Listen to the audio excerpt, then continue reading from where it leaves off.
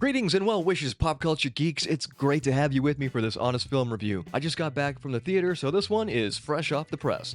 And by the way, if halfway through this video you decide, hey, this guy's pretty funny, this stuff is pretty informative, or heck, I'm just having a really good time, why don't you go ahead and hit that like and subscribe button and ring the notification bell for more. Just as a friendly warning, this review contains some spoilers, so if you haven't already seen the movie, go watch it now and come back to this video. Let's get on with the show, shall we? It's summertime again, and you know what that means. Long days, barbecues, and big-budget blockbusters. We'll make that big-budget bombs over the last 5 years where modern Hollywood is concerned, but even a blind squirrel finds his nuts once in a while, and this summer, Hollywood has finally given audiences something to buy an overpriced ticket for.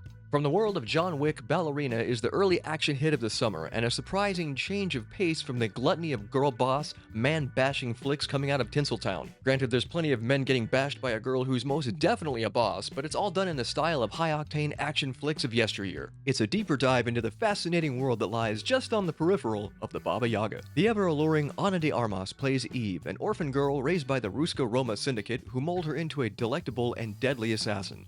When Eve's next assignment finds her entangled with a shadowy organization from her past, one responsible for the death of her father, she goes rogue on a one-woman wrecking ball style of crusade for vengeance that would bring a smile to John Wick's lips. In the typical style of the John Wick franchise, Ballerina is an intense brawler that grabs you by the proverbial balls and doesn't let go until the credits roll. Oh my.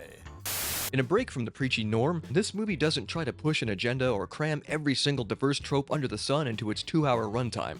Rather, it offers something moviegoers haven't seen in many moons. Entertainment! You know what Hollywood is supposed to give us? Best of all, it doesn't bother parroting the tired myth that women can do anything a man can do, but rather leans into Eve's personal strength and her unique position as a female assassin, with one character even encouraging her to fight like a girl. Not exactly something you'd see written on t-shirts in the writer's room.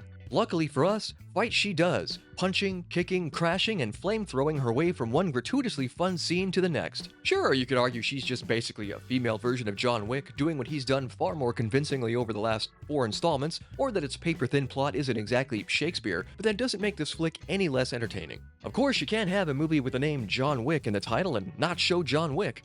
Fortunately, we get more than just a passing cameo, and even get to see Eve go toe-to-toe with the boogeyman. In John Wick fashion, Eve ends this 2-hour-long brawl by getting her sweet revenge, naturally before going on the run from the very organization that trained her. Not to worry, I'm sure just like the legend himself, she'll be back for Ballerina 2, 3, and 4.